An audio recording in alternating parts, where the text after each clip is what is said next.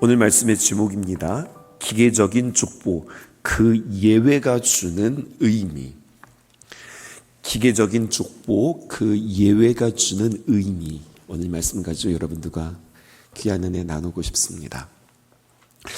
하나님이 귀한 말씀을 전할 때는요, 마치 광산에 들어가 보석을 캐는 듯한 느낌이 들어요. 때로는 쉽게 발견해서 그것들을 여러분들에게 귀하게 선물할 수 있으나, 때로는 파도 뭐가 좀 나오지 않는 그러한 자리를 만날 때가 있습니다.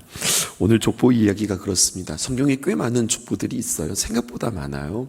근데 이 족보의 이야기를 통하여서 그냥 누구는 누구를 낳았다, 이것이 아니라 분명히 여기 우리에게 주는 의미가 있을 텐데, 이것을 캐내고 파는 일이 이게 쉽지 않습니다.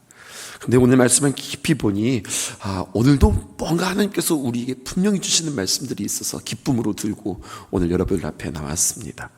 먼저 큰 구조를 보실게요. 창세기가 모두 50장으로 기록되었다고 어제 말씀드렸죠. 띄워주실까요? 오늘 창세기의 11장의 족보는요, 크게 둘로 나뉘어집니다. 오늘 본문이에요. 11장 10절부터 시작해서 32절까지는 셈의 족보입니다. 노아의 아들 가운데 셈의 족보이고요. 그 다음에 11장 27절에서 32절은 데라의 족보예요. 그래서 오늘과 내일 이 족보 이야기들을 함께 살펴보게 될 텐데, 여러분, 이 족보가 주는 위치가 있습니다. 창세기를 크게 두 부분으로 나눈다고 그랬죠. 1부와 2부요. 띄워주실까요? 1부는 창세기 1장부터 시작해서 11장까지가 1부고, 2부는 12장에서 시작되어서 50장으로 끝나는 2부인데, 그래서 앞에는 우리가 네 가지의 사건 그렇게 표현했고요. 이것을 좀 어려운 표현으로 원시 역사 이렇게 표현합니다. 그리고 이제 12장부터 시작해서 이제 아브라함이 등장해요. 아브라함과 이삭과 야곱과 요셉이 등장하는데, 이들을 족장의 역사라고 그래요. 어제 카메라의 속도를 여러분들에게 말씀드렸지만, 원시 역사는요, 꽤 빠르게 그냥 착착착착 지나간다면, 이 족장의 역사는요, 한 사람 한 사람 그들의 삶의 애환과 또 여러 가지 사건들과 그 이야기들을 천천히 슬로우 비디오처럼 찍어가는 그 사이에, 오늘 그 다리 역할에 해당되어지는 본문이 원시의 역사와 족장의 역사 사이에 족보 하나가 딱 삽입되어 있어요. 이게 오늘 11장 10절부터 11장 32절의 이야기입니다. 이 위치가 원시 역사와 족장 역사의 다리 역할을 하는 거예요. 그러면서 우리에게 보여주는 몇 가지 인사이트가 있습니다. 창세기에 오늘 11장의 족보가 나와 있는데요, 이 족보는 창세기 5장에 등장하는 아담의 족보하고 좀 많이 닮아 있어요.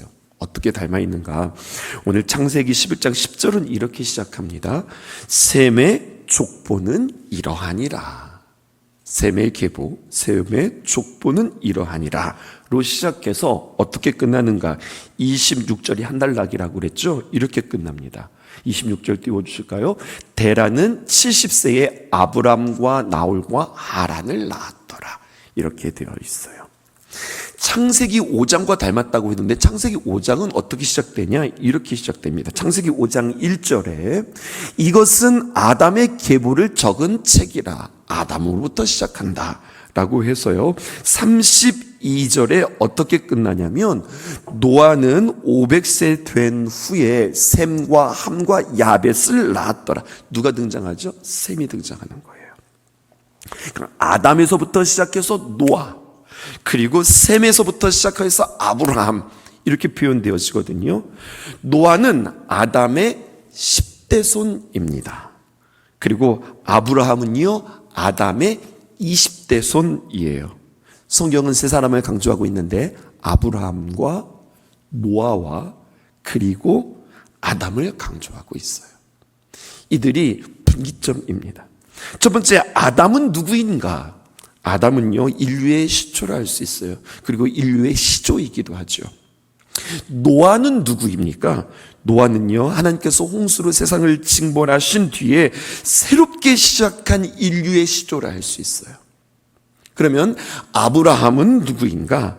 아브라함은 하나님께서 선택하신 이스라엘의 시조가 되어지는 겁니다. 아담과 노아와 그리고 아브라함을 굉장히 중요한 인물들로 기록하고 있죠.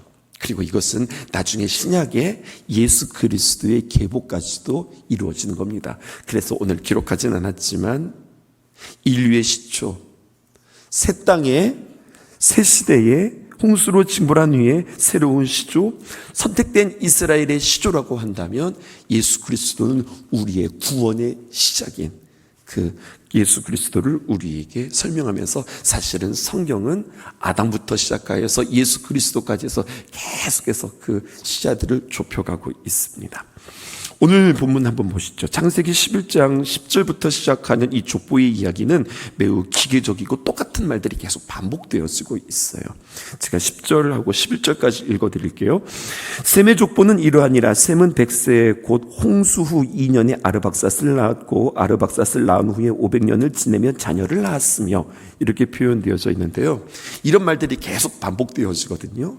근데 저는 이 말을 이렇게 표현하고 싶었습니다. 이런 말이 결국에는 반복되고 있어요. 마치 수학 공식처럼 말이에요. 띄워주시죠.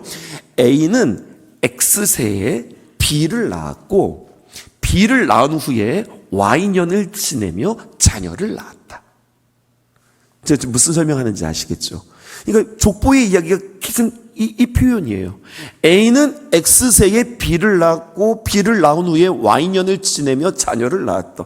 그러니까 뭐 낳았고 낳았다는 이야기들만 계속 반복되어지는 이야기거든요. 그런데 이렇게 쭉 반복되어지는 족보의 이야기, 누가 누구를 낳았구나, 누가 누구를 낳았구나 쭉 나오는 이 기계적인 족보에 예외가 있어요. 한 사람만 조금 다르게 표현했습니다. 여러분 10절에 보니까 이렇게 기록되어 있어요. 나머지는 다 이런 표현으로 나와 있는데 셈의 족보는 이러하니라. 셈은 100세 곧 한 다음에 어떤 표현이 삽입되어져 있냐면 홍수 후 2년에 아르박삿을 낳았다. 홍수 후라고 하는 표현들이 기록되어져 있습니다. 이것이 우리에게 의미하는 바가 무엇일까요? 우리에게 강조하는 것이 있어요. 그것은 바로 무엇이냐면 홍수 시대는 끝났다는 거예요. 그리고 새로운 시대, 셈으로부터 시작된다. New Year를 선포하고 있는 겁니다. 새해입니다. 새 시작입니다. 그런데요, 이 표현이 한 번 더 등장하는데 마태복음 1장 1절에 이렇게 시작합니다. 하나님의 아들 예수 그리스도의 복음의 시작이라. 여러분, 예수 그리스도를 통한 새 창조, New Creation, 새로운 시대를 다시 한번 선언하고 있어요. 역사의 절정이라고 한다면 예수님께서 이 땅에 오신 성육신의 사건이라 할 수 있겠고요. 역사의 완성은 예수 그리스도께서 이 땅에 다시 오시는 재림을 역사의 완성이라 할 수 있겠어요. 셈이 아들을 낳았어요. 이것을 성경은 어떻게 이야기하냐면 한 시대를 마감하고 한 시대를 열었다. 지금 이렇게 표현하는 겁니다. 예수 그리스도가 새 시대, 새 창조의 새로운 분기점이 된다. 이렇게 되어지고 있어요. 오늘 이 말씀이 제 마음속에 새롭게 다가오고 여러분들에게 도전하고 싶었어요. 예수 그리스도를 크게 보는 믿음 가지고 말입니다. 주님의 사랑을, 주님의 꿈을 안고 일어나는 귀한 성도 여러분들 되시길 바랍니다. 선한 능력, 받은 능력으로 말미암아 일어나실 수 있기 바랍니다. 이 땅의 부흥과 회복은 누구로부터 시작된다? 나로부터 시작된다. 나로부터 시작되리라고 하는 소리엘이 부른 찬양이 있어요. 나로부터 시작되리. 오늘 셈이 새로운 시대를 시작한 것처럼, 예수 그리스도가 새로운 시대를 시작한 것처럼 하나님께서는 이런 새로운 시대들을 우리에게 이야기해 주는 까닭은 무엇일까요? 역사가 이렇대라고 하는 사실을 우리에게 전달해 주는 것이 아니라 내가 새 시대의 새 출발이다. 우리의 삶 속에 이렇게 적용해 보시죠. 내가 새로운 직장, 내가 있는 그 자리에 가서 이제 이곳은 새롭게 되어진다.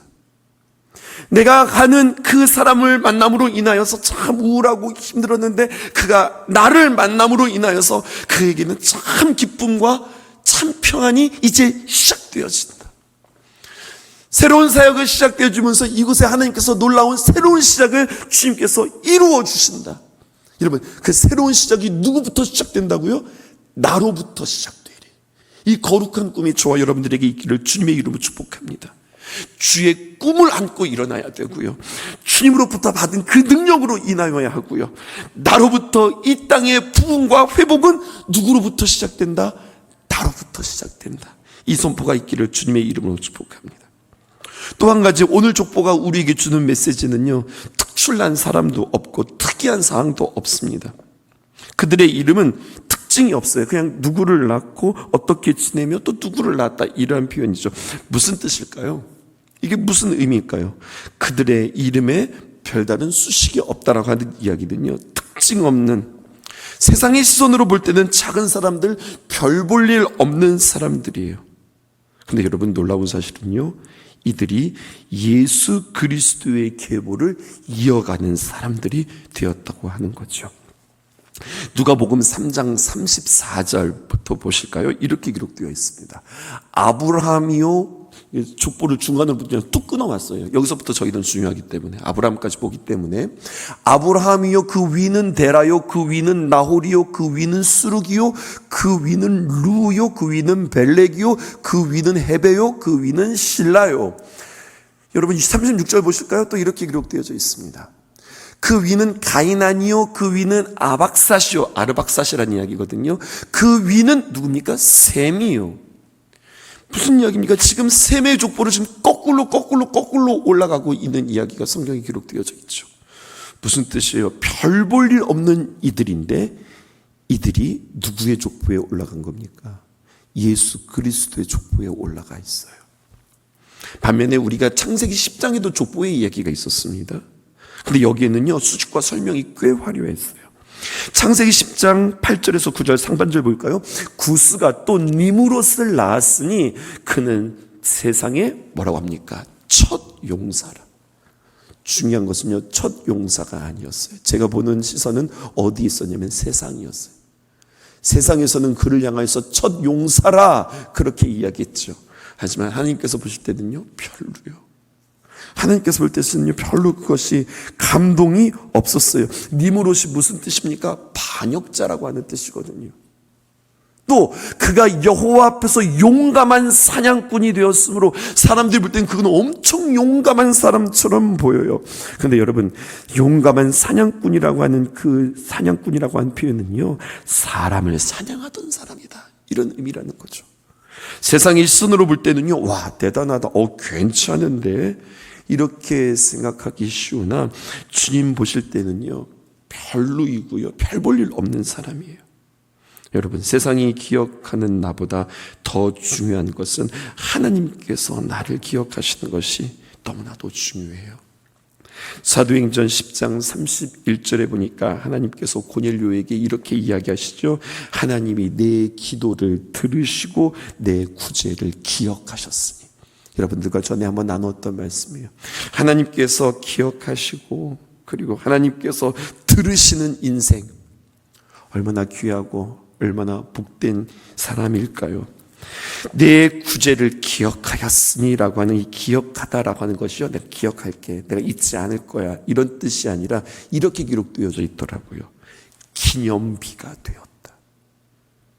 세상 사람들은 고넬료 전혀 기억치도 못하는 사람이었고, 그는 이방이었고, 심지어는 베드로조차도 거기를 신방을 가야 돼 말아야 돼 고민했던 사람이었다고요. 그런데 하나님 앞에서는요, 어떤 자다? 기억된 바다라고 성경은 우리에게 이야기하고 있어요. 꽤 바쁜 일정 가운데 있었어요. 그런데요, 토요일에 참 의미 있는 장례식을 잘 치르고 왔습니다. 저 개인적으로는 말이죠. 전에 여러분들에게 함께 소개했던 적이 있었는데요, 한 성도님이 예수 그리스도의 복음을 받아들이고 믿었다고 했던 그 이야기 기억나세요? 복음 편지 전해드리고, 이 편지 꼭 읽고서 예수님 영접하시라고 했던 그 이야기.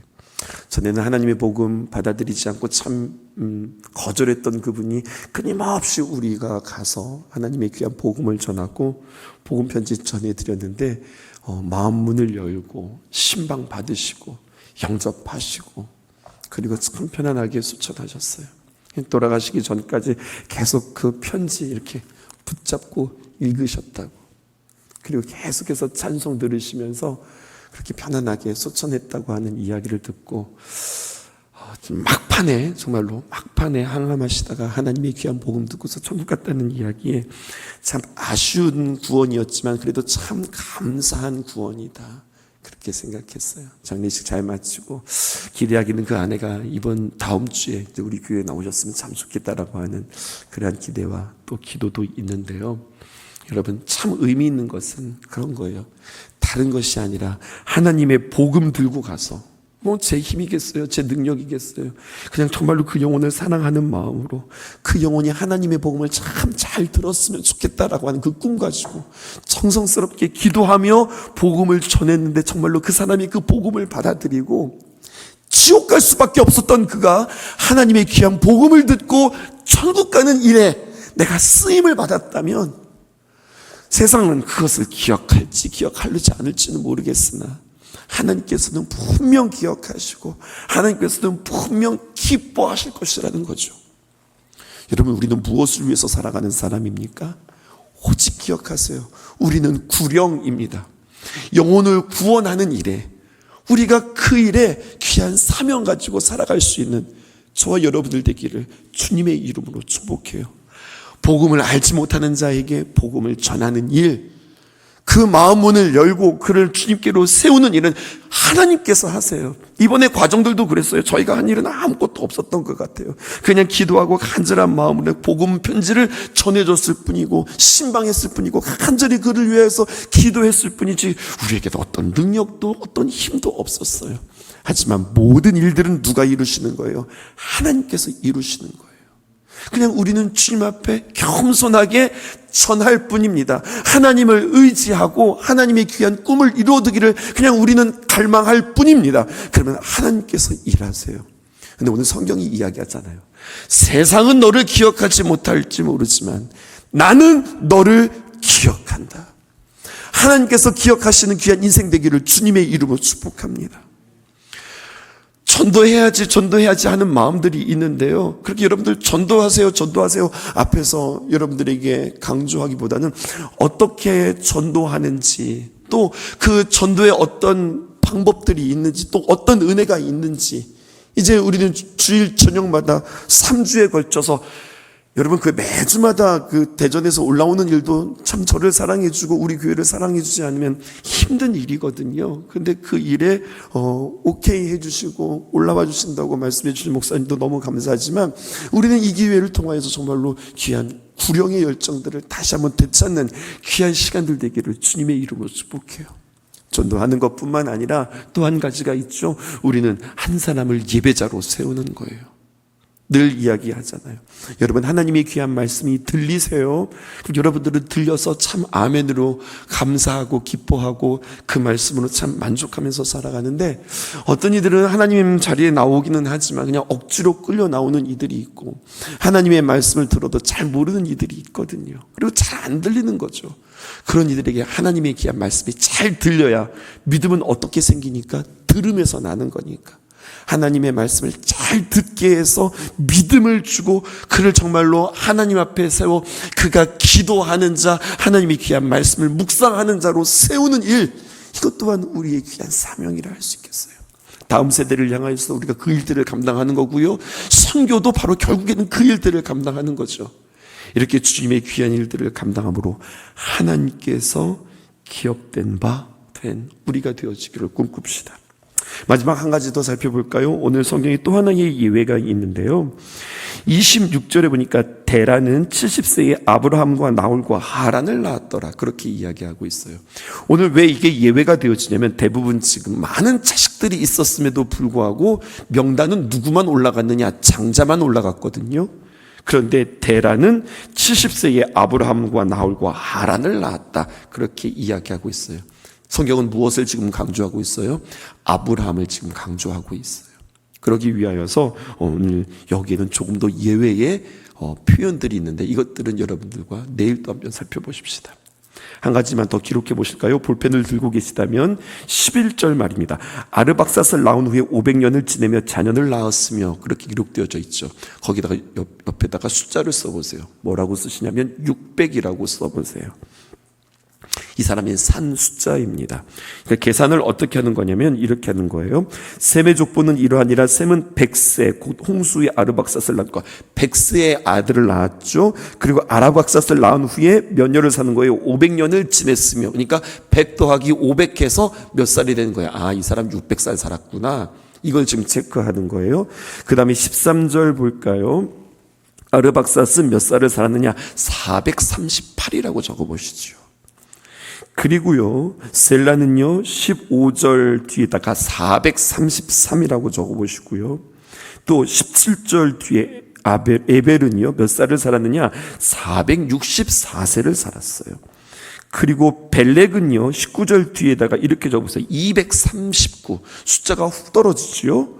그 다음에 21절에는요 루는 몇 살을 살았는가? 239. 똑같아요. 그 다음에 수룩은 몇 살을 살았느냐? 23절 후에 230. 그리고요 나홀은요 25절 뒤에다가 뭐라고 적으시냐면 148 이렇게 적어보세요. 숫자가 어떻게 됩니까? 600살로부터 시작했던 숫자가 600, 438, 433, 464, 239, 239, 230, 그러다 결국에는 148로 떨어졌어요. 인간의 수명이 어떻게 되는 겁니까? 점점 줄지요. 왜 이렇죠? 창세기 6장 3절에 있는 말씀입니다. 제가 읽어드리겠습니다. 여호와께서 이르시되 나의 영이 영원히 사람과 함께하지 아니하리니 이는 그들이 육신이 됨이라. 그러나 그들의 날은 120년이 되리라 하시니라. 무슨 말씀을 여러분들에게 드리고 싶으냐면요, 하나님의 말씀은 반드시 성취된다. 하나님의 말씀은 1.1핵이라도 변함이 없다. 하나님께서 하셨던 말씀들이 그대로 성취되는 이야기가 오늘 성경에 기록되어져 있어요. 오늘 이것을 보실 수 있으셔야 돼요. 하나님의 약속은 변함이 없고 하나님의 일하심은 반드시 성취된다. 그러면 우리는 이것을 통해서 한 가지를 기억하셔야 돼요. 무엇을 기억하셔야 되냐? 우리의 인생이 지혜롭고 겸손하기 위해서는 딱 한 가지를 기억하셔야 됩니다. 그것은 무엇인가? 주님 만날 날이 우리에게 날마다 다가오고 있다. 주님의 귀한 말씀의 성취입니다. 역사의 마무리는 뭐라고 그랬어요? 역사의 완성은 예수 그리스도의 재림. 내가 죽음 후에 나는 주님 앞에 산다라고 하는 이 사실을 잊지 않고 살아가는 것, 이것이 이 시대를 살아가는 우리들의 지혜요, 겸손함이요, 하나님을 경외하는 귀한 마음의 진리입니다. 이것을 품고 나는 오늘도 무엇을 위해서 살아갈 것인가, 무엇에 집중할 것인가, 무엇을 기도할 것인가, 다시 한번 주님 앞에 점검하는 저와 여러분들 되기를 주님의 이름으로 축복합니다. 기도하겠습니다. 보이는 것은 영원하지 않고 보이지 않는 것은 영원함이라. 오직 한 분 유일한 구원자, 보이지 않아도 여기 계시니 보이는 것은 영원하지 않고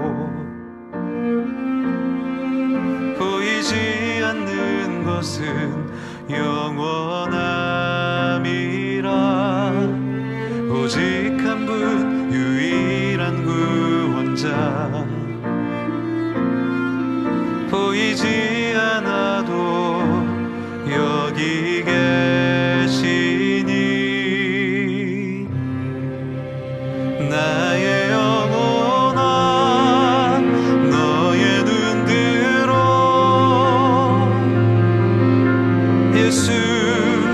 예수를 바라라.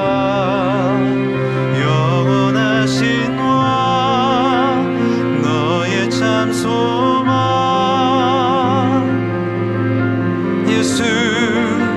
예수를 바라라.